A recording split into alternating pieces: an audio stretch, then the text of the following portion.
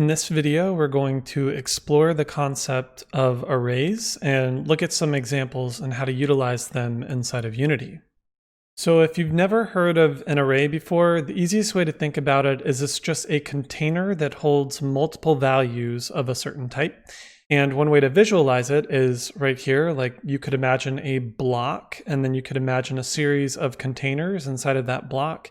And each of those blocks have an index. And notice that in most arrays, they start counting at 0. We want this piece of data. We would say spellbook bracket 0 index, and we would get this value. And this is what that would look like in syntax right here. So spellbook 2 would return this value.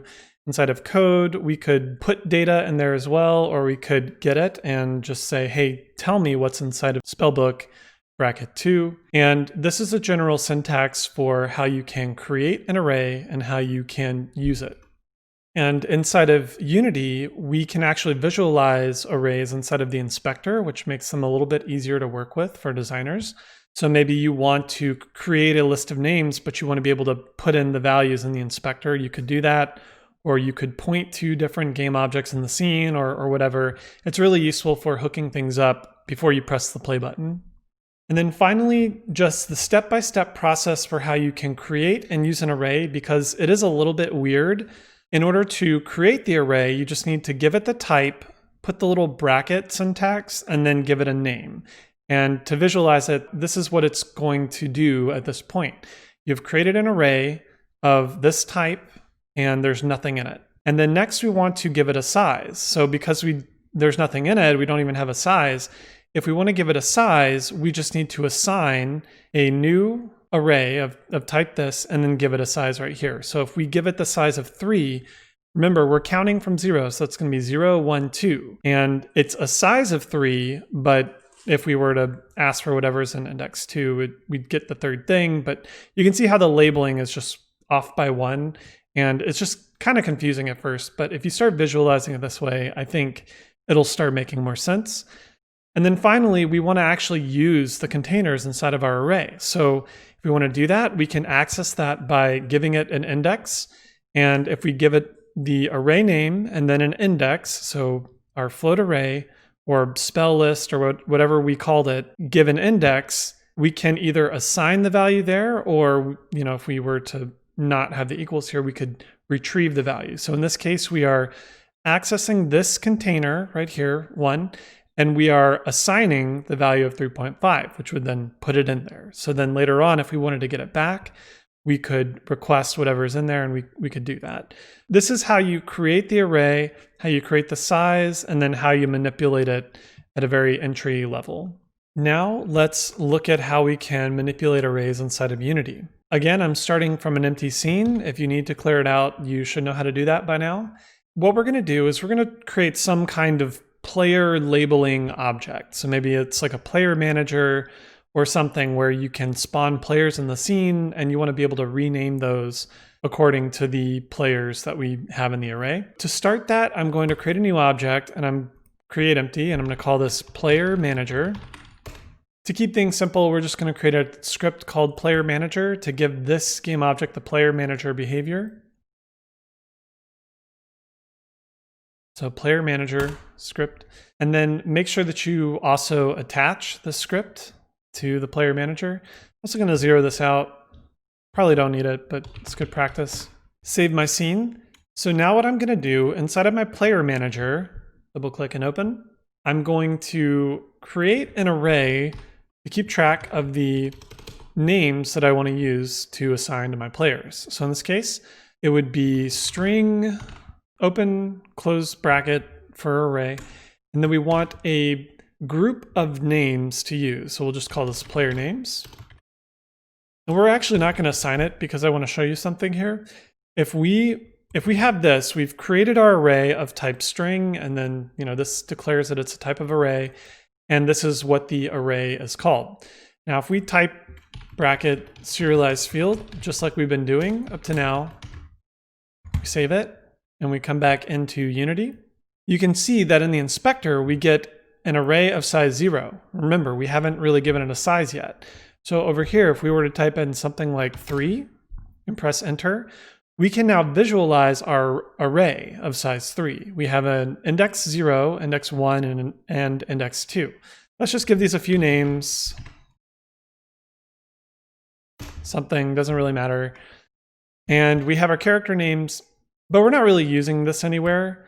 We could print these off, so maybe we do void start, and then we were talking about loops previously, so maybe we do something like, let's try a for each loop. So we have for each, and remember with the for each loop, we need to use the specific syntax. So we're saying for each string, so we need our type, player name, remember this is local, we're creating it here, in our grouping.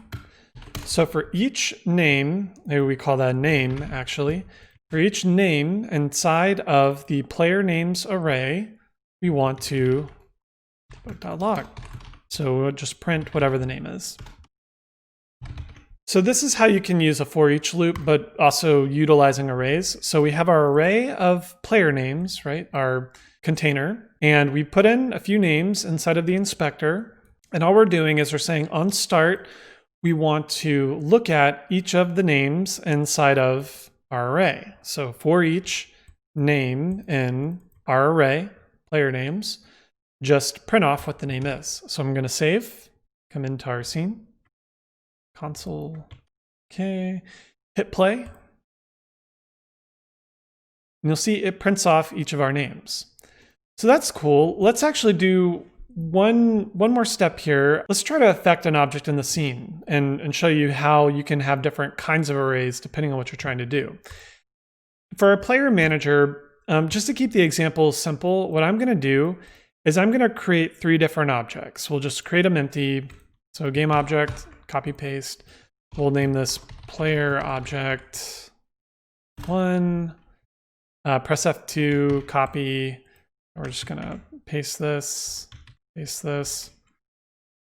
I just want to name this 1, 2, 3 basically. So like this player object 01, 02, 03. They're empty. We could zero these out too if you select all of these and we type 0, 0. So our player manager, what we want to do is we want to track each of the 3 player objects, and then we will reassign them to have names. So to do that, think about what you need to do. You need an array of names, but you also need an array to track all of the game objects that we want to name, because we want to go through one by one each of the game objects and give it a name.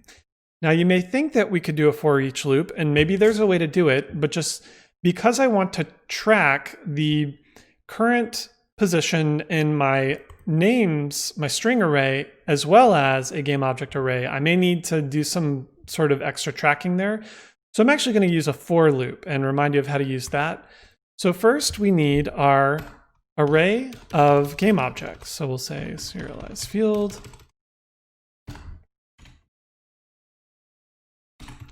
And we'll call this objects to rename. Okay. And I'm actually going to clear this out, this start function. I'm going to remove that because we've already tested that part. And what I want to do is I want to go through each object in the array of string and each object in the array of game objects. And I just want to take the name from this one and assign that name to the object in this one. So first what we're going to do is we're going to make sure that both of our arrays are the same length. Save my script and come back into Unity. I go to my player manager, you'll see that our objects to rename is empty. I'm going to also give this the size of 3. And you'll see in this case, instead of trying to put in a value right here, like we did above, it's looking for a game object in our scene. This string right here, this is a value type of variable, and this is a reference type of variable. Now you don't need to worry too much about that yet, but just know that if you're working with game objects and custom classes, then you're going to need to give it an instance in the scene. But if you're working with very primitive data types like integers and strings and floats and whatnot, then you can just do the input here. For now, we have our list of names and we need our list of game objects. So I'm just going to drag these in one by one. Player 01, 02, and then 03. I'm making sure that 01 is an element 0, 02 is an element 1, and 03 is an element 2. Remember, we're counting from 0, so it's off by 1. And so what I'm going to do is I'm going to go through each object to rename and say, object in index 0, get the name from index 0 from player names. And because these are the same size, I'm just taking this object, grabbing this name, rename it. Take this object, grab this name, rename it. And we're using our index to track that. So look at 0, 0, 1, 1, 2, 2, and so forth. So that's the idea. Let's actually do the code for this. We'll create a new custom function called rename objects. And it's good practice to group your logic into functions like this. So I'm going to come down here. Let's actually create a copy paste this name if you want to make sure that you have it right. On start, rename all of our objects. So to rename our objects, all we have to do is do our for loop. Again, if we type in for, and if we're in Visual Studio, we can press tab twice. And what we want to do is we want to go through the length of the game object array. Now, one cool thing if you're using arrays is you can actually dynamically get the length. We don't have to say 3 here. We could, but we don't have to. What we could say is the system already knows how long it is. Let's just take our objects to rename dot length. So we're saying repeat this loop for as many objects as you have in this array. And we don't have to specify that here, it already knows. So that's one cool thing you can do with arrays.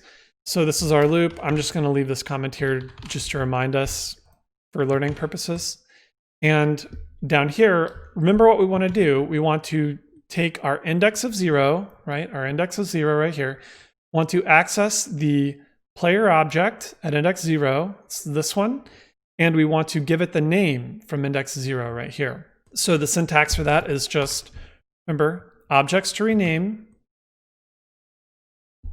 at index, and remember we have to access that with brackets, I, because we're repeating this, right? So whatever the current value of I, it starts off with 0, then it's 1, then we'll do index 1, then it's 2, then we'll do index 2, dot name. Now, because this is a game object, we have access to this game object's name. We also have access to other things like tag and whatnot, but don't really worry about that for now. What we want to do is we're just going to access the game object and then rename it. So that's what that looks like in syntax. We have our game object and index 0, get the name, and assign it to our player names array at the same index. So hopefully that makes sense. Match object array with names array. And let's test this out really quick. Save it, come back. Make sure that our arrays are of the same length, otherwise it will not work, or we'll get an error. Hit play. And you see what happened. It went through each object that we referenced down here. This is object 1, 2, 3. And we gave it the name that we were storing in the separate array. Now, that's really cool, but it's not great practice to assume that both of these arrays are the same length. And there are better ways to do it, like maybe we want to group these into a more custom class or something. Don't worry about that for now. We're still keeping things pretty simple. I think this is a good advancement on our complexity and concept so far. But maybe just to remind yourself of conditions that we also previously learned, let's leave a condition here, and we'll just say if our player names dot length 2 equals as a comparison is the same length as our objects to rename dot length.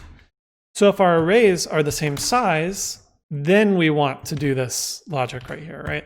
If they're not the same size, then we don't even want to do it. You know, maybe we could even put that up here if we want, up in start to even call this. But, you know, again, at this point, it's kind of up to preference.